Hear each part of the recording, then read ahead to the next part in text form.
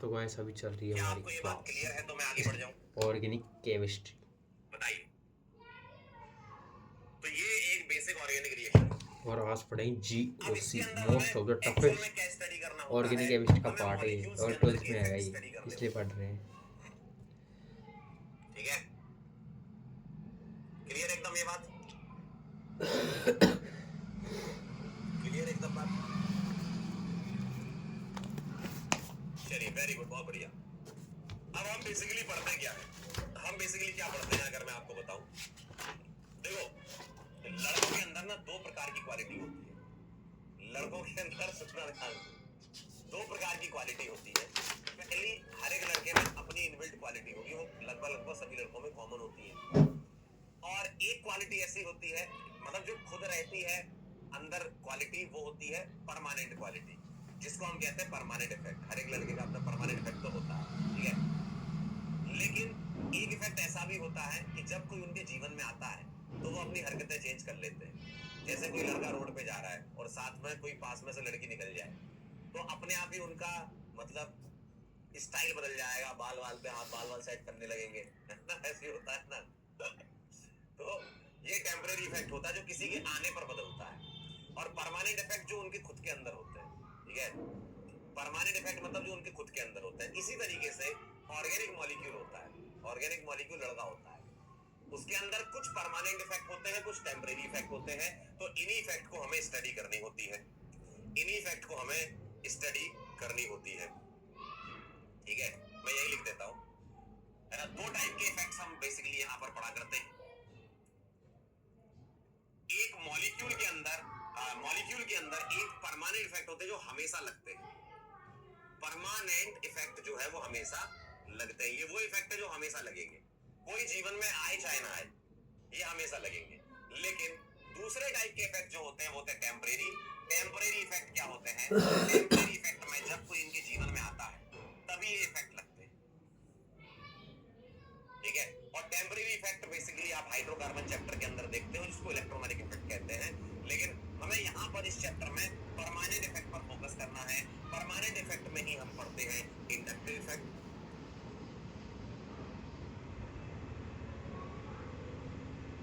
इसी में हम पढ़ते हैं रेजोनेंस इफेक्ट, जिसका नाम हम मेसोमेरिक इफेक्ट के नाम से भी जानते हैं, मेसोमेरिक इफेक्ट के नाम से भी जानते हैं। और एक तीसरे नंबर का होता है hyper conjugation, hyper conjugation effect. अब मेरी बात को थोड़ा ध्यान से सुनना जो मैं आपसे कहने जा रहा हूं, ठीक है। अब मेरी बात को ध्यान सुनना जो मैं कहने जा रहा हूं। ये वाली बात क्या है? ये वो इफेक्ट है जो हमेशा मॉलिक्यूल में लगते हैं, और इन तीन इफेक्ट के बारे में स्टडी करनी है। टेम्परेरी इस चैप्टर में हम नहीं पढ़ेंगे, परमानेंट इफेक्ट के बारे में हम स्टडी करेंगे। तो मुझे एक बात बताओ, अगर तुम्हें इंडक्टिव इफेक्ट पढ़ना है तो इंडक्टिव इफेक्ट पढ़ने के लिए इसका बेसिक कुछ पढ़ना पड़ेगा, और इंडक्टिव इफेक्ट का बेसिक होता है मॉडिफाइड इलेक्ट्रोनेगेटिविटी। इंडक्टिव इफेक्ट का बेसिक होता है मॉडिफाइड इलेक्ट्रोनेगेटिविटी। रेजोनेंस इफेक्ट का बेसिक होता है रेजोनेंस समझना। जब तक तुम रेजोनेंस नहीं समझोगे, रेजोनेंस इफेक्ट समझ नहीं आएगा। जब तक तुम मॉडिफाइड इलेक्ट्रोनेगेटिविटी नहीं समझोगे, तब तक इंडक्टिव समझ नहीं आएगा। जब तक तुम हाइपर कॉन्जुगेशन नहीं समझोगे, तो तुमको हाइपर कॉन्जुगेशन इफेक्ट समझ नहीं आएगा। मतलब इनसे पहले आपको तीन चीजें समझनी होगी। तो मैं एक काम करूंगा, आपको एक एक इफेक्ट पढ़ाऊंगा, और यही पढ़ना अपने को बस ये तीन इफेक्ट पढ़ने आज, बहुत आराम से क्लियरली समझ में आएगा, ठीक है। आपको मैं इंडक्टिव इफेक्ट पढ़ाऊं, उससे पहले क्या पढ़ाना है मुझे बताओ? इंडक्टिव इफेक्ट से पहले क्या पढ़ाना चाहिए? बेसिक पढ़ाएंगे। डायरेक्ट इंडक्टिव तो शुरू नहीं करना चाहिए। इंडक्टिव इफेक्ट से पहले मुझे आपको कुछ पढ़ाना चाहिए। बताओ क्या पढ़ाना चाहिए? अभी थोड़ी देर पहले बोला था मैंने, बताओ, बोलो भाई। इंडक्टिव इफेक्ट से पहले मुझे आपको पढ़ाना चाहिए इलेक्ट्रोनेगेटिविटी एंड मॉडिफाइड इलेक्ट्रोनेगेटिविटी। पहले ये समझाना चाहिए, तभी तो तुम्हें इंडक्टिव समझ में आएगा, ठीक। तो आइए शुरू करते हैं हम कहानी यहां से। इलेक्ट्रोनेगेटिविटी एंड मॉडिफाइड इलेक्ट्रोनेगेटिविटी, ये हेडिंग गलत कर दी है। Electronegativity and modified electronegativity. और मॉडिफाइड इलेक्ट्रोनेगेटिविटी समझने के लिए पहले इलेक्ट्रोनेगेटिविटी समझना पड़ेगा। तो ये कनेक्टिविटी सोचिए जरा कैसे हो रही है। बहुत प्यारी कनेक्टिविटी है, बहुत बेहतरीन कनेक्टिविटी है। तो इलेक्ट्रोनेगेटिविटी कोई बड़ी बात नहीं है, आप जानते हो, बस एक बार समझा देता हूं। जैसे अगर मैं आपसे बोलूं इलेक्ट्रोनेगेटिविटी कैसे डिफाइन करते हैं, the tendency to attract electron pair towards itself in a covalently bonded bond. मतलब कोई कोवेलेंट बॉन्ड बना है तो किसी एटम की उस इलेक्ट्रॉन पेयर को अपनी तरफ खींचने की टेंडेंसी अगर ज्यादा है तो उसकी इलेक्ट्रोनेगेटिविटी ज्यादा है। सही बात है, सही बात है। और पॉलिंग ने काम किया था, तो पॉलिंग स्केल पर इलेक्ट्रोनेगेटिविटी डिफाइन की गई है कि भैया इलेक्ट्रोनेगेटिविटी लेफ्ट टू राइट बढ़ती है, टॉप टू बॉटम कम होती है। तो पहले हम ये लिख लेते हैं, जैसे मान लो ए लिखा है और बी लिखा, सुनना ध्यान से। अगर मैं आपसे ये कह दूं कि इसके दोनों इलेक्ट्रॉन एक ही साइड है, भाई इस बॉन्ड के जो इलेक्ट्रॉन है वो एक ही साइड है, तो क्या मैं ऐसा कह सकता हूं क्या मैं ऐसा कह सकता हूं क्या कि ए की इलेक्ट्रोनेगेटिविटी बी से ज्यादा है? यस और नो? ये तो कह सकता हूं ना।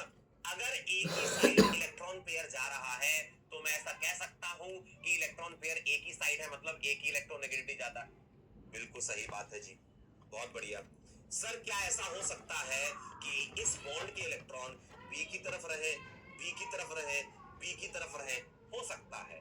तो मैं इस केस में कहूंगा कि इलेक्ट्रोनेगेटिविटी ए की कम है और बी की ज्यादा है, ऐसा कह सकता हूं। एकदम सही बात है। और क्या मैं ऐसा कह सकता हूं कि ए और बी के इलेक्ट्रॉन दोनों अपनी अपनी साइड रहे, अपनी अपनी साइड रहे, तो मैं कहूंगा electronegativity of A is equal to B. क्या ये बात सही है? क्या ये बात सही है? बताइए, आया मजा? ए और बी के जो बॉन्डेड पेयर के इलेक्ट्रॉन है वो एक ही साइड रहेंगे तो ए की इलेक्ट्रोनेगेटिविटी ज्यादा है, बी की साइड रहेंगे तो बी की इलेक्ट्रोनेगेटिविटी ज्यादा है। और किसी की भी साइड ना रहे, इसके पास अपना इलेक्ट्रॉन रहे, इसके पास अपना रहे, तो ए और बी की इलेक्ट्रोनेगेटिविटी बराबर है। अब सर ये मॉडिफाइड इलेक्ट्रोनेगेटिविटी क्या होता है? मॉडिफाइड इलेक्ट्रोनेगेटिविटी कई चीजों पर डिपेंड करती है। हर एक एटम की अपनी इलेक्ट्रोनेगेटिविटी मॉडिफाई हो सकती है। जैसे केमिकल बॉन्डिंग में आपने एक चीज पढ़ी थी जिसको कहते हैं हाइब्रिडाइजेशन। तो मुझे एक बात बताइए, अगर मैं आपसे कहूं कि मॉडिफाइड इलेक्ट्रोनेगेटिविटी का एक हाइब्रिडाइजेशन वाला पैरामीटर अगर कंसीडर करूं, सुन लो ध्यान से, हाइब्रिडाइजेशन वाला कंसीडर करूं, बताओ जरा, अगर हाइब्रिडाइजेशन वाला पैरामीटर कंसीडर करूं तो क्या मैं ऐसा कह सकता हूं कि electronegativity is directly proportional to percentage S character? S character ज्यादा होगा तो इलेक्ट्रॉन न्यूक्लियस के पास खींचे चले आएंगे, है ना? तो भाई साहब बताओ, electronegativity directly proportional to percentage S character है, और परसेंटेज एस कैरेक्टर किसका ज्यादा होता है? sp का, फिर sp2 का, और फिर sp3 का। क्या ये बात क्लियर है? sp का, sp2 का और sp3 का। क्या ये बात क्लियर है?